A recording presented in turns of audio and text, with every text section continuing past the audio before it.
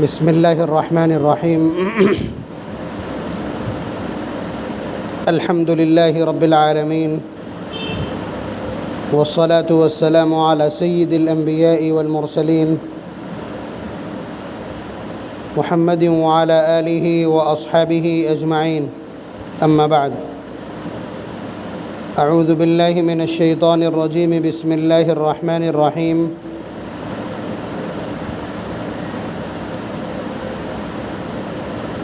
الحج أشهر معلومات فمن فرض فيهن الحج فلا رفث ولا فسوق ولا جدال في الحج وما تفعلوا من خير يعلمه الله وتزودوا فإن خير الزاد التقوى واتقون يا أولي الألباب. وقال النبي صلى الله عليه وسلم من حج فلم يرفث ولم يفسق رجع كيوم ولدته أمه. وقال عليه الصلاة والسلام الحج المبرور ليس له جزاء إلا الجنة أو كما قال عليه الصلاة والسلام. وعن عمر رضي الله عنه قال استأذنت النبي صلى الله عليه وسلم بالعمرة فقال يا أخي لا تنسنا في دعائك أو قال أشركنا يا أخي في دعائك أو كما قال عليه الصلاة والسلام.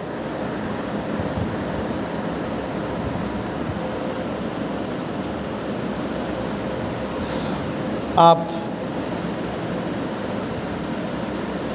ابھی تک پانی بھرتا کام بھی نہیں کیا.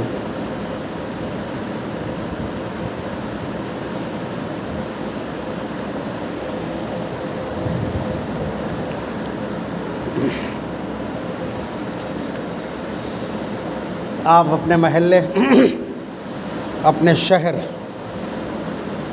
اور اپنی اس آبادی سے ایک ہونہار ایک نوجوان متحرک دینی امور کا شغف رکھنے والے ایک نوجوان کو حج پر بھیجنے رخصت کرنے یا اس کی مشایعات کی مجلس میں یہ ہمیشہ سے ایک دستور ہے کہ بڑوں اور بزرگوں کے پاس وہ شخص چل کے جاتا ہے جو حج کرنے جا رہا ہے اور جو لوگ اس سے متعلق ہیں وہ اس کے پاس ملنے اور ملاقات کرنے کے لیے آتے ہیں اور ان سب کے پیچھے صرف ایک لالچ ہے اور وہ ایسا لالچ ہے کہ جس لالچ کے پیدا ہونے پر فخر کیا جا سکتا ہے. وہ ایسا لالچ ہے کہ جس لالچ کے حالانکہ لفظ لالچ کی یہ صفت آپ جانتے ہیں کہ منفی ہے نگیٹو ہے لیکن یہاں یہ لالچ سعادت ہے دارین کی سعادت ہے اور سچ یہی ہے. حالانکہ اس میں بہت چھوٹی چھوٹی خرافات شامل ہو گئی ہیں کہ کوئی ہار ڈالتے ہوئے فوٹو کھنچوانا چاہتا ہے. چھوٹے جو بچے ہوتے ہیں وہ تحفے تحائف کے لیے بطور یادگار ملاقات کرتے ہیں لیکن یہ سب بہت معمولی چیزیں ہیں. 99% ابھی بھی اس کا حصہ محفوظ ہے اور وہ یہی ہے کہ ہم یہ جانتے ہیں کہ یہ جانے والا ایسی مقدسات سے گزرے گا ایسے پاکیزہ اور مستجاب مقامات میں کھڑا ہوگا جہاں کھڑے ہو کر کے اگر ہمارا نام بھی یاد آ گیا تو ہمارا کام بن جائے گا. آپ بتلائیے عرفات کے میدان میں اگر کسی حاجی کو ہمارا خیال آ جاتا ہے بڑی بات ہے. دوران طواف اگر اس کے منہ سے 2 کلمے دعا کے میرے لیے نکل جاتے ہیں بڑا معاملہ ہے. اگر وہ جا کر امام الانبیاء اور اس کائنات کے سب سے برگزیدہ آستانے پر جا کر کے وہ ہمارا سلام مرض کر دیتا ہے اور ساتھ ہی یہ بھی کہہ دیتا ہے کہ اس نے اپنی شفاعت کے لیے درخواست بھی بھیجی ہے. آپ بتلائیے آپ سے بڑا کون ہے؟ آپ سے زیادہ سیکیور اور محفوظ کون ہے؟ تو اس لیے یہ آرزو دل میں رہتی ہے کہ بار بار اس کے ارد گرد گھوم کر کے اور بار بار مصافحہ کر کے بار بار درخواست کر کے اس کی میموری میں، اس کی یادداشت میں اور اس کی قوت حافظہ میں ہم جگہ بنا لیں، تاکہ یہ ان مقامات پہ جب موجود ہو دعا کے لیے ہاتھ اٹھائے تو ہمارا نام یا ہمارا چہرہ اس کے سامنے آ جائے۔ یہ آج کا نہیں، یہ بہت پرانا معاملہ ہے۔ ابھی اس کو جب میں ثابت کروں گا تو آپ کا کلیجہ منہ کو آ جائے گا۔ کتنا بڑا معاملہ ہے یہ۔ آپ بے شک آپ نے یہی سمجھا نا، اتنا ہی سمجھا۔ آپ یہ سمجھتے ہیں کہ امت کا یہ چلن ہے، امت کی یہ روش ہے۔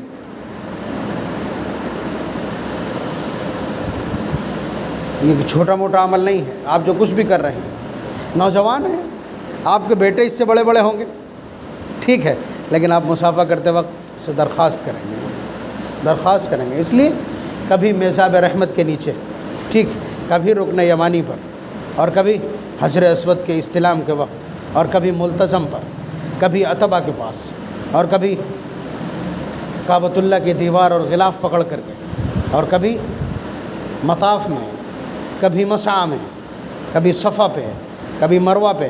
ہر جگہ تو دعا کرنا ہوتی، ہر جگہ دعا کرنا ہوتی۔ اور کہاں سے آپ اگاہی کر سکتے ہیں؟ جہاں چاہیں وہاں سے آپ اگاہی کر سکتے ہیں۔ میں کل اس نوجوان کو یہ بتلا رہا تھا کہ میں نے کچھ طواف ایصال ثواب کے کیے ہیں۔ ایک تو ایصال ثواب کا طریقہ یہ ہے کہ آپ نے پورا طواف کیا، 7 چکر لگائے، اور اس کے بعد طواف بخش دیا، اس کے کئی لوگوں کو بخش دیا۔ لیکن عمومی طواف میں ان میں دعا افضل ہے، تلاوت باقی اوقات بھی کی جا سکتی ہے، لیکن چونکہ ایصال ثواب کا طواف تھا اس لیے میں نے طریقہ یہ نکالا کہ اس کے ہر چکر میں ایک بار سورہ یاسین تلاوت کی ہے۔ کیلکولیشن معلوم ہے آپ کو؟ یہاں آج کی تاریخ میں آپ جب سورہ یاسین تلاوت کرتے ہیں تو 10 قرآن کریم کے برابر ثواب ہے۔ اور آپ کو معلوم ہے کہ حرم کے اندر داخل ہوتے ہی ملٹیپل کتنے سے ہو جائے گا؟ 1 لاکھ سے ملٹیپل ہو جائے گا نا۔ ایک بار سورہ یاسین کی تلاوت کرنے پر 1 لاکھ قرآن کریم کا ثواب۔ تو جیسے ہی ہم استلام کے بعد چلتے تو سورہ یاسین کیا اتنی بھیڑ ہوتی ہے، سورہ یاسین تو رکن عراقی پہ ہی مکمل ہو جاتی، رکن عراقی بہت زیادہ رکن شامی تک مکمل ہو جاتی ہے، رکن یمانی تک کا نمبر نہیں آتا۔ رکن یمانی سے لے کر کے اور حجر اسود تک جو کچھ پڑھا جاتا ہے وہ نبی اکرم صلی اللہ علیہ وسلم سے بلفظ ہی ثابت ہے۔ اس کے علاوہ جو کچھ بھی پڑھا جاتا ہے وہ مستند طریقے سے ثابت نہیں ہے۔ پہلے چکر کی یہ دعا اور چوتھے چکر کی یہ دعا، یہ سب ثابت نہیں ہے۔ آپ پڑھتے ہیں، اچھے کلمات ہیں اس میں، وہ دوسرے وقت کی دعائیں ہیں، بہت جامع ہیں، پڑھ لیں تو بہت اچھا ہے، لیکن آپ اتنا یاد رکھیے کہ دعا میں جب ایموشنز آپ کے شامل ہوتے ہیں، جذبات شامل ہوتے ہیں، کیفیت شامل ہوتی ہے تو دعا بنتی ہے۔ دعا نام ہے کیفیت کا، ادعوا ربکم تضرعا وخفیہ، اپنے رب کو پکارو گڑ گڑا کر کے اور آہستگی کے ساتھ۔ تو دعا کیفیت بتلا رہی ہے کہ اپنے رب کو کیسے پکارنا ہے، خوفا و طمعا، خوف کے ساتھ، لالچ کے ساتھ، خوف اپنے گناہوں کا اور لالچ اپنے پروردگار کی رحمت کی۔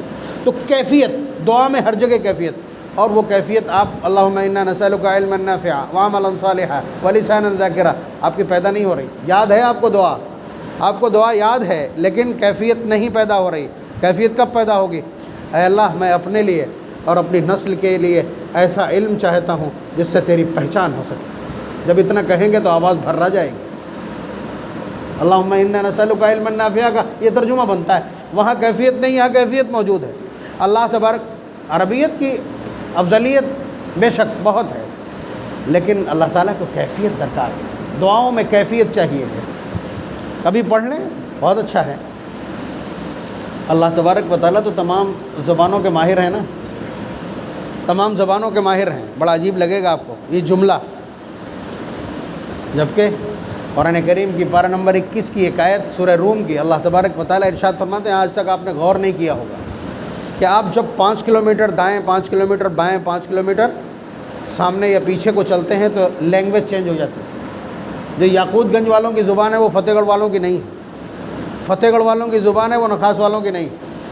نخاس والوں کی جو زبان ہے وہ عطیہ پور والوں کی نہیں ہے، بدلتی ہے کہ نہیں؟ کس نے بدلا ہے؟ کوئی ایسا کرائٹیریا ہے یا کوئی ایسے دائرۂ کار ہے کہ جس پر جا کر کے زبانیں بدلتی ہیں؟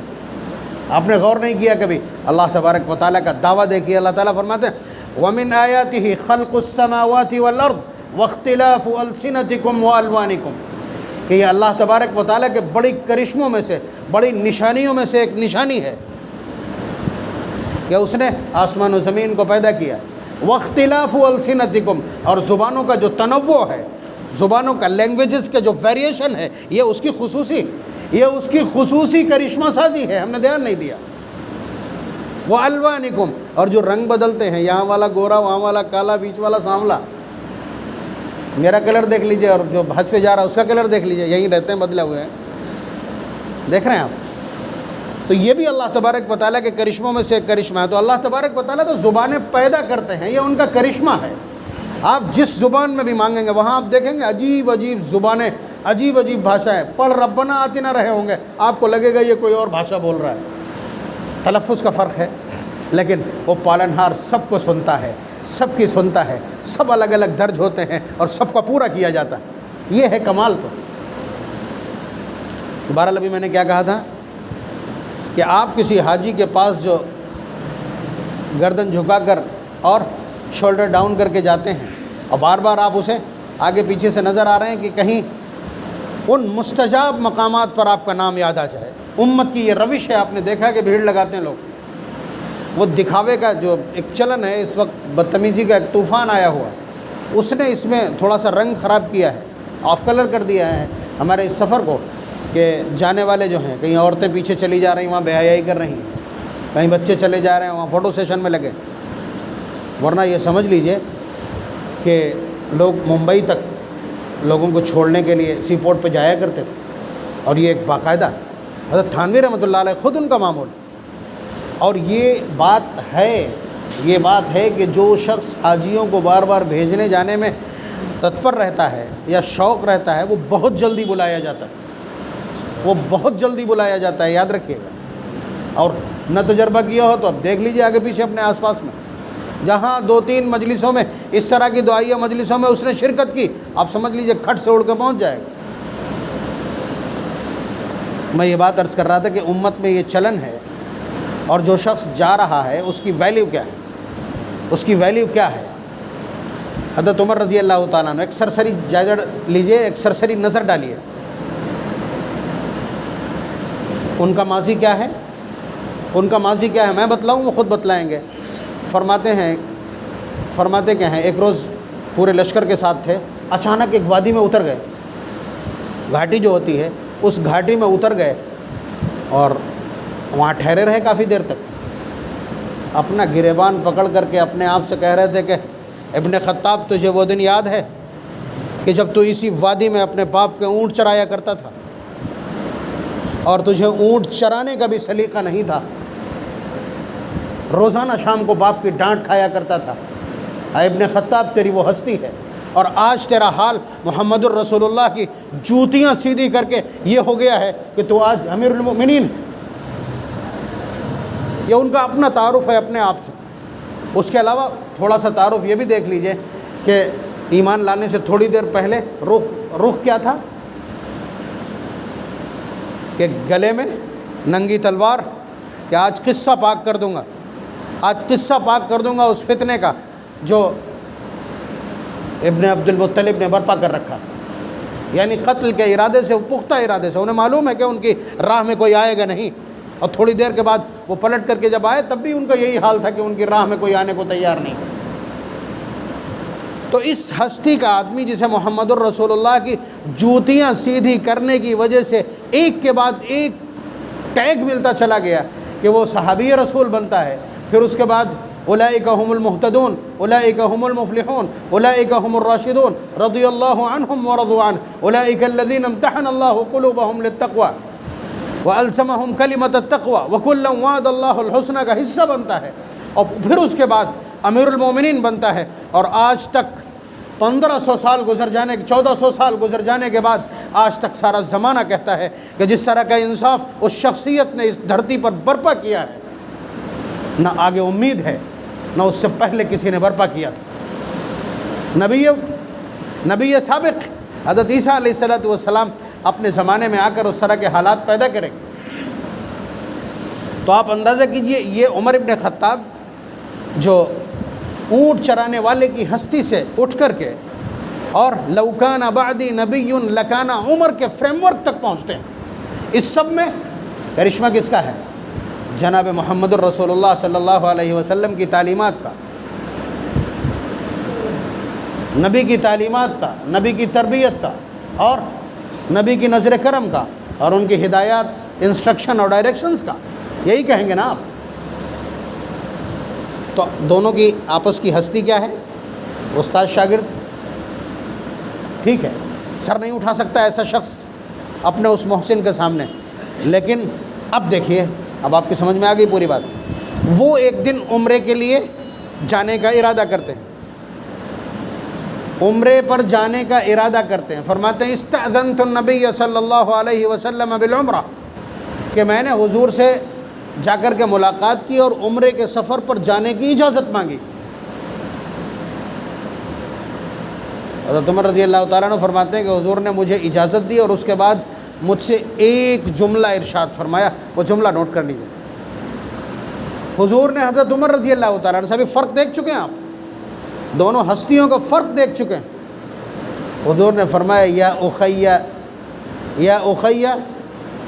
لا تنسنا فی دعائک، یا لا تنسنا فی دعائک یا اخی، اے میرے چھوٹے بھائی مجھے اپنی دعاؤں میں بھولنا مت۔ امام الانبیاء محمد الرسول اللہ صلی اللہ علیہ وسلم 24 گھنٹے اللہ تبارک و تعالیٰ کے رابطے میں رہنے والا، صبح شام جس کے پاس اللہ تبارک و تعالیٰ کی طرف سے سلام آتا ہے، وحی آتی ہے، اور جس کی دعاؤں کا حال یہ ہے کہ وہ اپنے لیے تو چھوڑ دو، پوری امت کے لیے جب مانگتا ہے تو اللہ تبارک و تعالیٰ بھی کہہ دیتے ہیں کہ جا، میں نے تیری یہ فریاد سن لی اور پورا کر دیا۔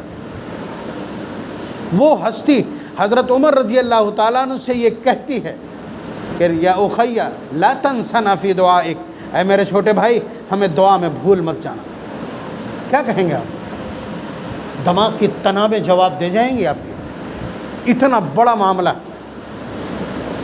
روایت کے دوسرے الفاظ دوسرے طریق میں، اشرکنا فی دعائک یا اخی، اے میرے چھوٹے بھائی ہمیں اپنی دعاؤں میں شریک رکھنا۔ امام الانبیاء محمد الرسول اللہ صلی اللہ علیہ وسلم، جنہوں نے عمر ابن خطاب کو اس لائق کیا ہے کہ یہ عمرہ کر سکے، اللہ کے گھر کا طواف کر سکے۔ اس کا مطلب یہ ہے کہ جانے والے کا مقام کچھ اور ہی ہوتا ہے۔ جب امام الانبیاء درخواست کر دے، اور ایسا نہیں تیرا دعا ہوا کر لینا سب کے لیے، یہ بھی نہیں، آپ اندازہ دیں، یا اخی، اے میرے چھوٹے بھائی، انتہائی پیار کے لیے بولا جانے والا عربی کا لفظ۔ اپنے بہت لاڈلے بیٹے سے جب آپ مخاطب ہوں گے عربی میں تو کہا جائے گا یا بنیا، اے میرے بیٹوا، ترجمہ کر دیتے ہیں پورب کے لوگ، یعنی بہت پیار سے۔ وہی ہے، وہ لفظ استعمال کیا، انتہائی محبت کا، انتہائی سرشاری کا، انتہائی عقیدت کا۔ اپنے شاگرد کے ساتھ یہ معاملہ بڑی عجیب بات ہے۔ کیا فرمایا؟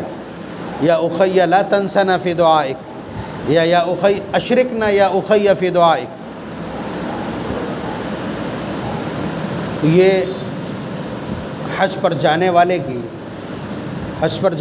کی اپنی قیمت ہے، اسی لیے وہی روش ہے پوری امت کی آج تک، پوری امت کی آج تک یہی روش ہے۔ اس لیے آپ خود آئیے، شکوہ مت کیجئے، تم نے بتایا بھی نہیں، عبادت کرنے جا رہا، نماز کو اعلان کر کے جایا جاتا ہے، حج کو اعلان کر کے جایا جاتا ہے، قربانی اعلان کر کے کی جاتی، ختنہ کرتے ہیں لوگ اعلان کر کے۔ تو اس لیے کسی حاجی کے اوپر اس طرح کا الزام، اس طرح کا بلیم نہیں ہوتا ہے۔ ہم نے دیکھا ہے رشتہ دار کبھی کبھی شکایت کرتے، میں نے ہی اپنے ایک ماموزاد بھائی سے کہہ دیا کہ یار اطلاع بھی نہیں کی، تو اس نے کوئی جملہ اس طرح کا کہا جس سے مجھے خود اپنی بات واپس لینا پڑی۔ حالانکہ مطلب وہی ہوتا ہے کہ کم از کم ملاقات کر لیتے، آ کر کے کسی لائق بن جاتے۔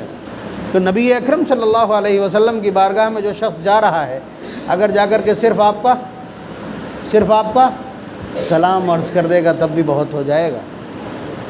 اسی طرح سے اگر کہیں یاد آ گئی آپ کی اسے، مینا میں، مزدلفہ میں، جمرات کے پاس، اور عرفات میں اگر یاد آ گیا تو کیا کہنا، عرفات میں اگر یاد آ گئی آپ کی، اور یاد آنا چاہیے، یہ پورا سسٹمیٹک ہے۔ آپ بتلائیے، آپ طواف کرتے ہیں، اگر آپ بہت پرسکون طواف کرنا چاہتے ہیں تو 50 منٹ، سمجھ رہے ہیں آپ، اور اگر آپ کعبۃ اللہ کے قریب سے اور بھیڑ میں کر سکتے ہیں آدھا گھنٹہ، آدھے گھنٹے سے نیچے نہیں، تو آدھا گھنٹہ آپ طواف کر رہے ہیں، اور طواف کے دوران آپ کو دعا ہی کرنی ہے، دعا پڑھنی نہیں، دعا پڑھنی نہیں ہے، دعا کرنی ہے۔ تو اتنا لمبا پیریڈ ہے، اور روزانہ آپ کو طیب موجود ہے۔ طیب جیسے دیوانے ہو اگر تو 10 سے پہلے رکتے ہی نہیں، ہم لوگ 6 7 کے بعد میں سانس لیتے تھے، لیکن وہ ظہر کے بعد گھستا تو عصر کے وقت نکلتا پورے اکٹھا کر کے۔ تو اگر اس طرح کا جنون ہے تو آپ سمجھیے آپ کے پاس گھنٹوں ہیں، تو آپ تلاش کریں گے کہ کون بچا کون بچا کون بچا۔ تو اللہ تبارک و تعالیٰ نے ایسا نظام ہی بنا دیا کہ بچے گا کوئی نہیں، زیادہ سے زیادہ لوگ ملاقات کریں، اور زیادہ سے زیادہ لوگوں کو آپ یاد رکھیے۔ جب کچھ یاد نہ آئے کہ بار الہ، آپ تو جانتے ہیں کہ کون کون آیا تھا اور کون کون ملا تھا، کس نے کیا کیا درخواست کی تھی۔ میں اگر نام بھی یاد رکھ لوں، ان کی درخواستیں بھی یاد رکھ لوں، تب بھی میں ان کی آرزویں تو نہیں جانتا۔ بار الہ تو سب کچھ جاننے والا، تیری بارگاہ میں سب کچھ لکھا ہے، ان سب کی جائز مرادوں کو پورا کر دیا۔ کچھ نہیں تو آخر میں یہ تو ہے ہی آپ کے پاس، یہ پروفائل تو آپ کے پاس ہے ہی ہے۔ اور پھر آپ ظہر سے لے کر کے عصر تک، عصر سے لے کر کے مغرب تک، بلکہ آپ کو شروع میں اگر پڑھ لینی ہے، ایسی نوبت آ جاتی ہے کہ آپ معلوم ہوا کہ مسجد نمرہ ہی میں ہے، تو اگر آپ شروع میں پڑھ لیتے ہیں امام کے ساتھ، تو پھر آپ کے پاس 5 گھنٹے کا وقفہ ہے، اور اس میں صرف اور صرف آپ کو دعا کرنا، اور صرف ہلکی پھلکی نہیں، الہا اوزاری کتنا آپ رو سکتے ہیں، مطلب آپ اندازہ نہیں کر سکتے۔ مجھے وہیں اندازہ ہو گیا، پورا خیمہ تھا، خیمہ کھچا کھچ بھرا ہوا تھا، 500 لوگ تقریباً رہے ہوں گے اس میں اتفاق سے میں نے نماز پڑھائی، اور نماز کے بعد میں نے دعا شروع کر دی، تو عادت تو ہے ہی، فتح گڑھ والوں نے عادت ڈلوا دی، یہاں دعا وہاں دعا وہاں دعا سب کہیں۔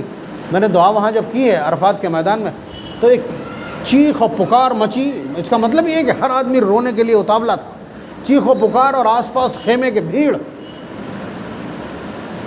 اس کا مطلب یہ ہے کہ لوگ وہاں پہنچنے کے بعد خود پرکیف ہو جاتے ہیں۔ وہ اس 355 دن کا سب سے اہم دن ہوتا ہے، یاد رکھیے گا، سب سے مشکل دن ہوتا ہے شیطان کے لیے، اس لیے کہ آدمی وہاں اتنی دیر کھڑا ہوتا ہے، اتنا مقدس مقام ہے۔ الحج عرفہ، حج عرفہ کا نام، وقوف عرفہ کا نام حضور نے فرما دیا، یعنی اتنی بڑی عبادت، اور اس اتنی بڑی عبادت کا بھی خلاصہ عرفہ کا میدان۔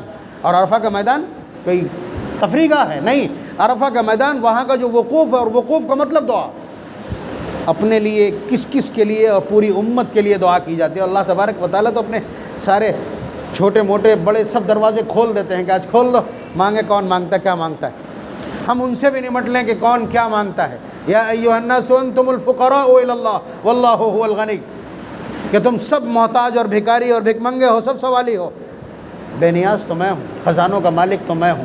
تو اس دن بندے بھی انتہا کر دیتے ہیں سوالات کا، اللہ تبارک و تعالیٰ کا تو خزانہ لامتناہی ہے، ختم ہونا ہی نہیں۔ تو عرفات کا میدان اور عرفات کا وہ مقام اگر وہاں یاد آ گیا، اور وہاں یاد آنا چاہیے، فتح گڑھ والوں کا نام اور ایک ایک کا چہرہ یاد آ جانا چاہیے، اور میں کہہ رہا ہوں تو میرا تو یاد آ ہی جانا چاہیے انشاءاللہ۔ امید کرتا ہوں کہ میں جب پورے اس سینیریو کو سمجھا رہا ہوں، اس نقشے کو آپ کو بنا کے دے رہا ہوں، تو انشاءاللہ یاد رہے گا۔ محتاج ہوں کہ کسی کو یاد آ جائے نام، میری زندگی بن جائے گی۔ اس لیے کہ اپنی دعا تو الجھ سکتی ہے، مگر دوسرا جب دعا کرتا ہے وہ الجھتی نہیں ہے۔ نبی اکرم صلی اللہ علیہ وسلم نے جب اس کی گریڈنگ کی ہے، جب اس کی درجہ بندی کی ہے دعاؤں کی، تو فرمایا اسرع اجابۃ دعاء الغائب للغائب، کہ ایک غائب بھائی دوسرے غائب بھائی کے لیے جو دعا کرتا ہے وہ سب سے جلدی قبول ہوتی ہے۔ تو عرفات کے میدان میں کی ہوئی دعا، یا حج کے ایام میں کی ہوئی دعا، اپنے رشتہ داروں، اپنے اعزہ اقربا احباب اور ملاقات کرنے والوں کے لیے بہت بڑا سرمایہ ہے، اس شخص کے لیے بھی، اور جن لوگوں کے لیے ایک دعا کر دی جائے ان کے لیے بھی۔ یہ ایک معاملہ ہے، یہ ایک معاملہ ہو گیا کہ دعا کی درخواست کی جاتی ہے اور دعا کی درخواست کی جانا چاہیے، اور دعا کی درخواست بڑی اہمیت رکھتی ہے، اور دعا کی درخواست کرنا یہ اللہ تبارک و تعالیٰ کو پسند ہے۔ یہ لگایا اسی لیے حضور نے یہ جملہ بولا ہی کیوں ہے کہ ایک بھائی دوسرے بھائی کے لیے جب دعا کرتا ہے تو جلدی قبول ہوتی ہے۔ اسی لیے آپ نے دیکھا نہیں، جب ملاقات ہوتی ہے ہم لوگوں کا، جو پڑھے لکھے لوگ ہیں خاص طور سے دیندار ہیں، وہ جب بھی کسی سے ملتے ہیں دعا کرتے ہیں، دعا کرنا، دعا کرنا، دعا کرنا، اونچا ہو یا نیچا ہو، اپنے سے اعمال میں کیسا بھی دعا کی درخواست کی جاتی ہے، اس لیے کہ جب آپ میرے لیے دعا کریں گے، اب آپ کہیں گے ہمیں کیا یاد رہتا ہے کیا؟ ہمیں تو دن بھر لوگ فون کرتے ہیں، یاد رہتا ہے کیا؟ یاد رہتا ہے؟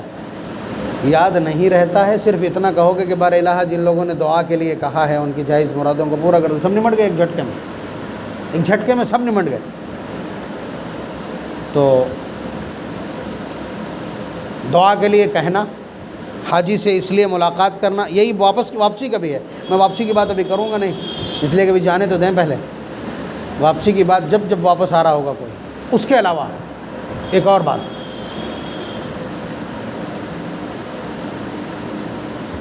میدان محشر میں صورتحال بہت سنگین ہو جائے گی، آپ کو معلوم ہے۔ ابتدائی حالات تو ایسے ہوں گے کہ انبیاء علیہم السلام کے پتے پانی ہو رہے ہوں۔ حضرت آدم علیہ السلام سے لوگ کہیں گے کہ سفارش کر دیجئے، حساب و کتاب شروع ہو جائے، فرمائیں گے میرے بس کا نہیں۔ حضرت نوح علیہ السلام سے، حضرت ابراہیم علیہ السلام سے، حضرت موسیٰ علیہ السلام، حضرت عیسیٰ علیہ السلام سے، ان سے بھی درخواست کی جائے گی، کوئی تیار نہیں۔ نبی اکرم صلی اللہ علیہ وسلم بھی جا کر کے کچھ کہیں گے نہیں، جلال اتنا ہے۔ لمن الملک اليوم، اللہ تعالیٰ پوچھ رہے ہیں کہاں ہیں وہ گردن اٹھا کے چلنے والے بادشاہ، اور کہاں ہیں وہ طاقت کی دہائی دینے والے، کہاں ہیں وہ اقتدار کے نشے میں چور رہنے والے، کس کی بادشاہت ہے آج؟ میں یہاں کہہ رہا ہوں تو آواز بگڑ رہی ہے۔ وہ پالنہار جب کہے گا، جن کے غرور اور جن کی اکڑی ہوئی گردنیں اور جن کے بدتمیزی کے الفاظ سب نوٹ ہوں گے فرشتوں کے پاس، پھر اللہ تعالیٰ اس وقت پوچھیں گے کس کی بادشاہت ہے؟ بولے کوئی دم مار کے دکھائے، للہ الواحد القہار، اکیلے اکلوتے غالب پالنہار کی اور معبود کی بادشاہت ہے۔ تو یہ حالات ایسے ہوں گے کہ اس میں کسی کی ہمت نہیں پڑے گی۔ نبی اکرم صلی اللہ علیہ وسلم جا کر کے عرش کے کرسی کے سامنے سجدے میں گر جائیں، ابتداً پوچھا نہیں جائے گا، ایک عرصہ گزر جائے گا، ایک مدت گزر جائے گی، جب اللہ تبارک و تعالیٰ کا یہ جلال اور جلال کی یہ شتابی کچھ کم ہوگی، تب اللہ تعالیٰ کہیں گے یا محمد ارفع راسک، جیسے ایک دم یاد آ گیا ہو کہ کوئی یہاں موجود ہے، اے محمد سر اٹھائیے۔ بڑی شفقت سے اللہ تعالیٰ فرمائیں گے، جب سر نہیں اٹھائیں گے تو فرمائیں گے سل تعطا، سوال کرو ہم دے دیں گے، سوال کرو ہم تمہارا سوال پورا کر دیں گے، واشفع تشفع، پھر بھی سر نہیں اٹھے گا تو اللہ تعالیٰ فرمائیں گے کوئی سفارش لے کے آئے ہو، کوئی سفارش لے کے آئے ہو؟ اگر سفارش لے کے آئے ہو میں کہتا ہوں چلو تمہاری سفارش بھی قبول کر لوں گا۔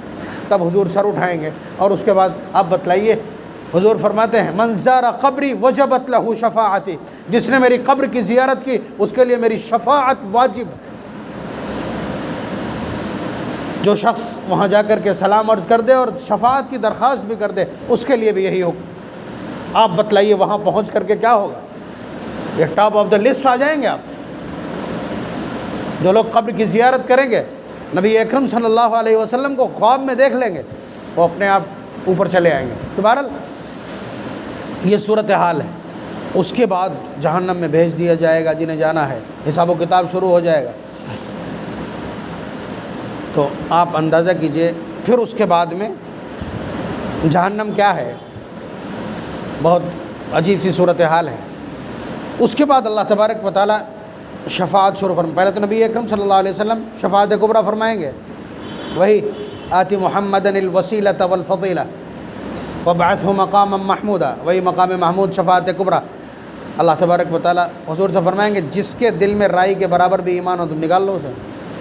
حضور نکالیں گے۔ پھر اللہ تبارک و تعالیٰ نے وعدہ کیا ہے کہ 3 چلو ہم نکالیں گے، ثلاث حثیات، بچنا تو نہیں چاہیے، ان کے کرم کے بعد نہیں بچنا چاہیے۔ پھر بھی اللہ تبارک و تعالیٰ اعزاز کے لیے فقیروں سے فرمائیں گے کہ دیکھ جھانک کر کے جہنم میں جس نے تجھے ایک گلاس پانی دیا ہو، جس نے تجھے ایک روٹی کھلا دی ہو، جو یتیم سے فرمائیں گے جس نے تیرے سر کے اوپر ہاتھ پھیر دیا ہو پیار سے۔ اسی طرح سے حفاظ سے فرمائیں گے 10 اپنے خاندان کے 10 لوگوں کا کوٹا تمہارے پاس ہے، علماء کا کوٹا کھولا نہیں۔ حجاج کرام کے لیے فرمایا 400 لوگوں کی 400 لوگوں کی سفارش حاجی کر سکے گا۔ روایت موجود ہے فضائل حج جس نے پڑھی ہو، تو 400 لوگوں کی شفاعت حاجی کے لیے بہت بڑا معاملہ ہے، بہت بڑا معاملہ ہے۔ تو یہ مسافر وہاں بھی کام آ سکتے ہیں، دعا کی اس مجلس میں شرکت وہاں بھی کام آ سکتی، آپ سمجھ رہے ہیں؟ یہ بھی بہت بڑا مسئلہ ہے۔ تو یہ اس لالچ میں لوگ جمع ہو جاتے ہیں ارد گرد، اور جمع ہونا چاہیے، جمع ہونا چاہیے۔ خود سے اگر توفیق نہیں ہو پا رہی ہے، خود سے اگر وسائل مہیا نہیں ہیں، تو یہ والے جو فارمز ہیں، یہ والے جو راستے ہیں، یہ والی جو راہیں ہیں، کم از کم ان راہوں سے رابطے میں آ جانا چاہیے۔ اس لیے کہ یہ دیوانوں کا معاملہ ہے۔